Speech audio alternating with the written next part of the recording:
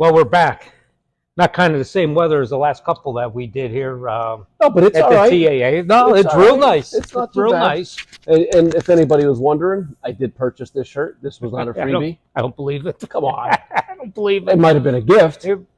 But you meant it wasn't given to you by a cigar company or a beer company. That's what I meant. I mean, if we're going to get technical. So somebody else probably whatever kicked in for it. But anyway, so we're back from TAA. Been nicer weather here. Not as warm as Aruba, but it's comfortable. It's been really nice out. Not nearly as much humidity. Yeah. Which is nice. Show them what you're smoking today. So this is a house blend bundle that's made just for us here at Cigar Box. Mm-hmm. It's made by JC Newman, and it's long filler Nicaraguan. This is the Robusto in the natural. It's also Robusto. Available in a sun-grown and a Maduro. In Churchill and Toro and size. Toro as well, a bunch of different sizes. And you smoking the same one today? Same one. I want to try. I smoked them before. It's been a little bit. But I figured let me put something else in the rotation. Smoking, so we'll see how it goes. Starting what's out. What's the price point on that bad boy? Price point is they only sold by the bundles. Correct. Bundles, as you see, no bands or anything. But who the hell? You don't need a band on the. Yeah, just got to take it off. Cigar. And we know how well you do taking bands off your cigar. That's a whole other story. Yeah. But $76 for the Robusto bundle of 20. You're under $4 a stick for a long filler quality cigar. Well, I'll see how it goes because I haven't smoked it in a while. But it starts out mild, medium. Yep. And it's smoking real nice right into it here.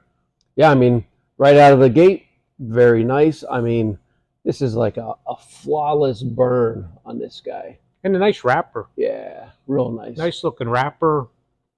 And perfect for this time of year. Perfect. Right? So you don't mind if you can't finish, if, Robusto, if you're outside or wherever you're doing, and not as much as a killer if you don't finish it. If you got to put it down. Yeah, if you got to put it down. Right? Like we got to be careful around here this time of year because we haven't had rain in like 40 days. Typically in my backyard, I'd lay the cigar down, go back to it. Lay that down now, you may have a fire. I'm not looking to try to put out any forest fires right now. So. Yep, you don't want to do that.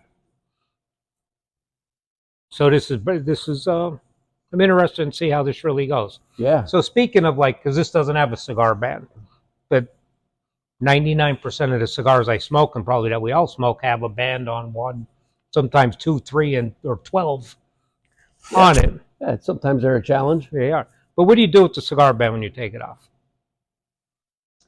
I mean, I throw them away, right? I know at a couple of our lounges, we save them, we throw them into like a big vase, and then I know a couple people online that look for them. Yeah, and they use them to make tumblers, coffee tables. Oh, they put in there. Yeah, so I throw them in a bag and I ship them out to them.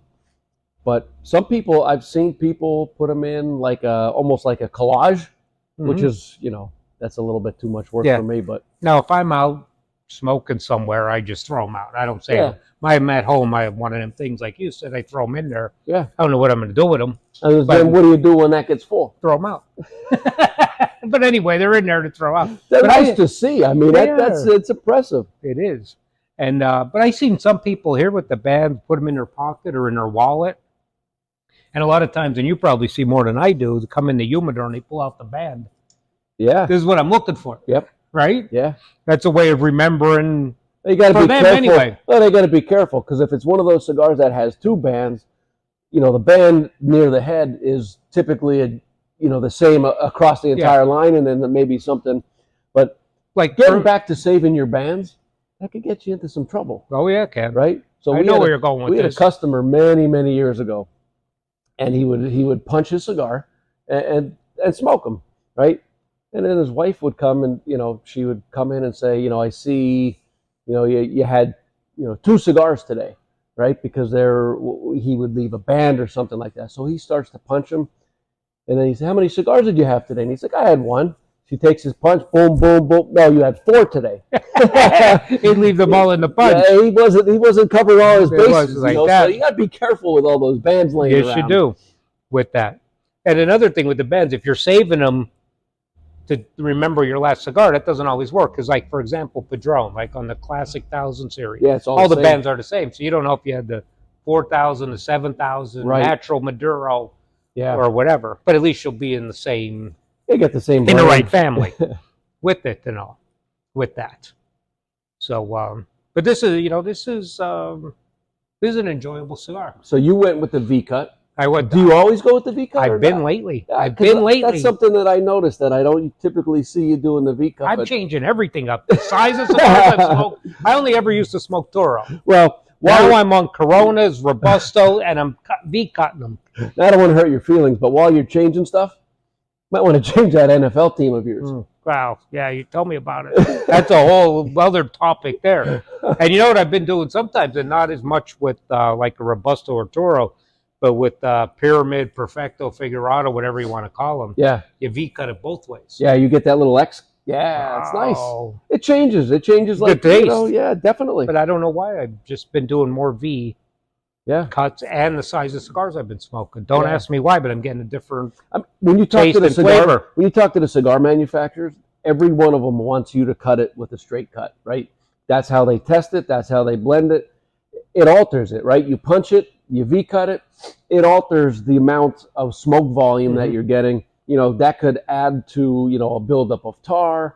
And it kind of, they don't like it, on that part of it. But another thing with manufacturers, if you watch a lot of them smoke, a lot of them just peel the cap off. Yeah. They won't even cut it. Yeah. And I've done that when I don't have a cutter. It's not right. It's not rocket science just to bite the cap off it to take it that way. Because really, that's honestly all you need to get off the back of the cigar. I see these guys cutting them in a half an inch down the cigar. It's going to unravel on you. Yeah, but look at this guy. Look at it. That Perfect is burn. Fantastic. Yeah. For under $4. But yeah, I know like everybody cuts, lights their cigars different, but that don't bother me. If that's the way you want to do it, and that's what you enjoy, have at it. I'm not one of these guys that are correcting you on how to cut it, how to light it. I've seen guys that are holding the torch to it till it's 3/4 of the way down. I'm like, you got that black char mark all the way up. Right? Hey, to each his own. Whatever you need to do to enjoy your cigar, that's on you. No doubt about it. It really is. So one other thing, if we want to talk about, just a few weeks ago, the Alabama-Tennessee football game, college football. If you know, and I just started knowing this the last couple of years. Yeah. That after the game, doesn't matter who wins, but everybody in the stands, probably not everybody, but a lot of the people in the stands all light up cigars right in the stands. And it's a tradition and welcome. That's a beautiful thing. Oh, isn't it? Right? I mean, how many stadiums in this country can you go in and light up a cigar? Probably I think one. you could only do it after that game. Right. Now, the most beautiful thing would be if you could smoke it while you're watching the game. But anyway, so I got curious, like, where the hell did this start? So of course, I asked Google or asked ChatGPT or any AI site, and it came up, and it was in 1961 this has been going on. Really? Now, I don't know. Does Alabama and Tennessee play every year? I don't think so. Well, whenever they play, and it doesn't matter where they play, whether it's in Alabama or Tennessee, doesn't matter where.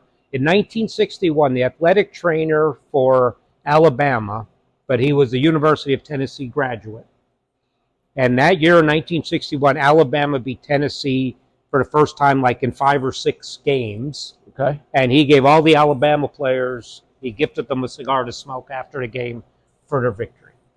Now, do they have a designated cigar that they smoke? I couldn't find the information on that. Yeah. But, you look in a lot of the manufacturers and, they say, oh, it was a Perdomo, it was a Padron, it was Romeo. Yeah. Well, I don't know what was going on this long, and if you would have asked me, I would have said that it had something to do with Nick Perdomo.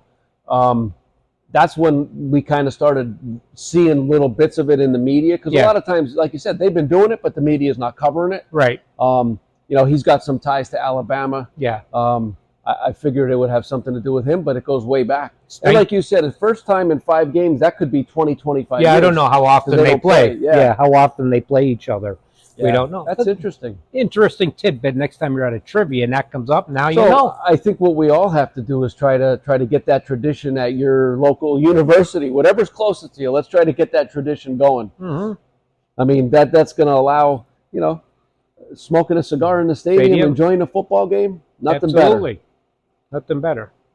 Well, that's all our useless information for I don't know. I think today. that was very, very enlightening today. I thought it was. Yeah. I thought it was. So, All right. Good. Until next Next time, time. we're going to finish these bad boys. I mean, this thing is burning beautifully. Oh, yeah. This is a nice, Yeah. really nice cigar. All right. Very good. See you guys next time.